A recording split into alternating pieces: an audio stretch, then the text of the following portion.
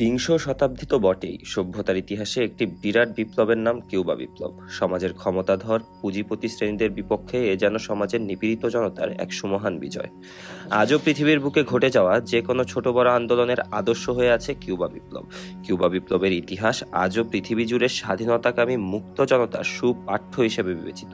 ইতিহাসে স্বর্ণাক্ষরে লিখে রাখা এই বিপ্লবের ইতিহাসই আজ তুলে ধরব। সময়টা 1952 সাল। দ্বিতীয় মেয়াদে অবৈধভাবে ক্ষমতা দখল করে স্বৈরাচারী ফ্লেজান্সিও বাতিস্তা কিউবাকে নিয়ে যান অরাজকতা ও বিশৃঙ্খলার সর্বোচ্চ পর্যায়ে। পার্শ্ববর্তী দেশ যুক্তরাষ্ট্রের সাহায্য নিয়ে তিনি কিউবার সাধারণ নাগরিকদের বিভিন্ন নাগরিক অধিকারও ছিনিয়ে নিতে লাগলেন। ইতিহাস বলে সরকারি কর্মকাণ্ডের প্রতিবাদ স্বরূপ হরতাল কিংবা অবরোধও এ সময় নিষিদ্ধ করে বাতিস্তা সরকার। বাতিস্তা সরকারের অধীনে কিউবার মারাত্মক ক্ষতি হয় অর্থনীতিতে। কিউবার প্রধান অর্থকরী ফসল চিনি শিল্প এ সময় ধ্বংস হতে থাকে আমেরিকান বুর্জোয়া ও মাফিয়াদের হাতে। পুরো কিউবাই এ সময় আমেরিকান বুর্জোয়াদের জুয়া খেলার মাঠে পরিণত হয়, যা দেশের তৎকালীন গরিব ও ধনী শ্রেণীর মাঝে আকাশসম পার্থক্য গড়ে তোলে।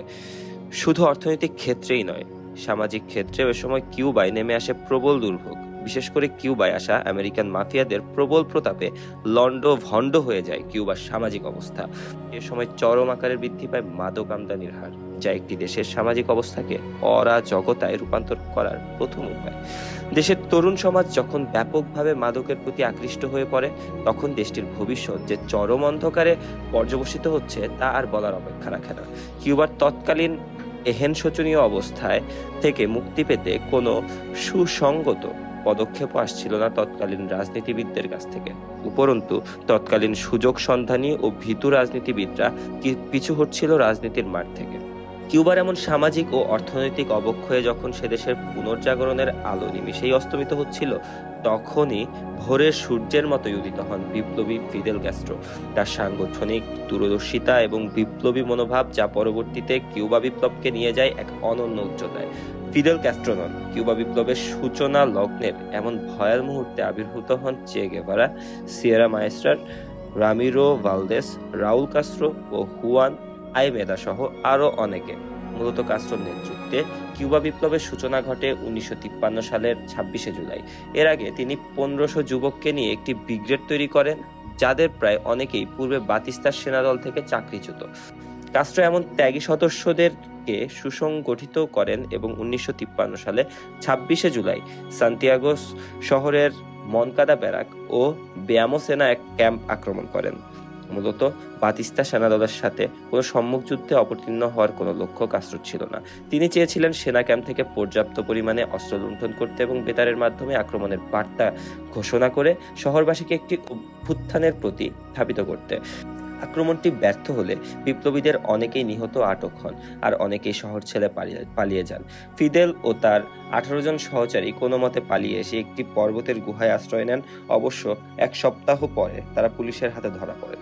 এদিকে গ্রেপ্তার হওয়ার পর ফিদেলের 15 বছরের জেল হয়। তবে 1955 সালে তিনি আবার মুক্ত হন। ঘুণে ধরা ওই বিপ্লবকে আবার সুসংগঠিত করতে তিনি মেক্সিকো চলে যান। এখানেই মূলত কিউবা বিপ্লবের প্রাণের সঞ্চার হয়।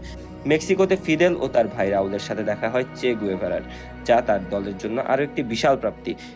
ফিদেলের গেরিলা দলে চে গুয়েভারার মতো একজন বিপ্লবীর যোগদান কিউবা বিপ্লবের সাফল্যের মাত্রা আরো বিশাল গুণে বাড়িয়ে দেয়। কিউবা বিপ্লবের শেষ পর্যন্ত সুখে দুঃখে ফিদেলের সঙ্গ দেন চে।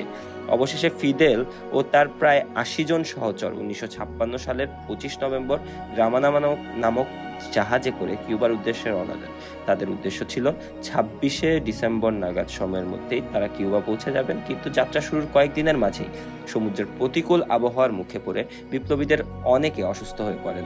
ফলে দুঃখজনকভাবেই যাত্রা শুরুর 7 দিনের মাঝেই তারা অনির্ধারিত একটি সমুদ্র উপকূলে জাহাজ থামান। কিন্তু ভাগ্যের নির্মম পরিহাস, ওই উপকূলে জাহাজ ভিড়াতেই খবর পেয়ে যান স্থানীয় কোস্টগার্ডরা।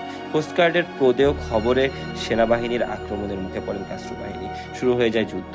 এই যুদ্ধে অনেকেই নিহত হন। শেষমেশ ফিদেল সহ বিপ্লবীদের 22 জন পার্শ্ববর্তী সিয়েরা মায়েস্ট্রো পাহাড়ে পালিয়ে যান। সিয়েরা মায়েস্ট্রোর পাহাড় ঘেঁষা এলাকাটি মূলত আখ চাষের জন্য বিশেষভাবে বিখ্যাত ছিল, আর আখ চাষীদের ওপর বাতিস্তা সরকারের চলমান নিপীড়ন ক্ষুব্ধ করে তুলেছিল স্থানীয় আখ চাষীদের। আর তাদের মধ্যে ফিদেলের জনপ্রিয়তা ছিল আকাশচুম্বী। স্থানীয় আখ চাষীরা দলে দলে ফিদেলের দলে যোগদান করতে থাকেন এবং ক্ষুদ্র ক্ষুদ্র দলে বিভক্ত হয়ে গেরিলা আক্রমণ চালান, যা বাতিস্তা সরকার ও সামরিক বাহিনীকে নড়েচড়ে বসতে বাধ্য করেছিল। আর এমন গেরিলা আক্রমণের মধ্য দিয়েই মূলত শুরু হয় কিউবা বিপ্লব। বাতিস্তা সরকারও পরিস্থিতি নিয়ন্ত্রণে আনতে গিয়ে বারবার ব্যর্থ হয়। শেষমেশ 1958 সালে 31শে ডিসেম্বর আসে সেই মহান যখন। বিপ্লবীদের নিয়ন্ত্রণ করতে না পেরে হাভানা ছেড়ে মেক্সিকোতে পালিয়ে যান বাতিস্তা। এভাবে ফিদেল ও তার সঙ্গীদের অধ্যবসায়, দেশপ্রেম আর নৈপুণ্যতার উপর ভর করে সফল হয় কিউবা বিপ্লব।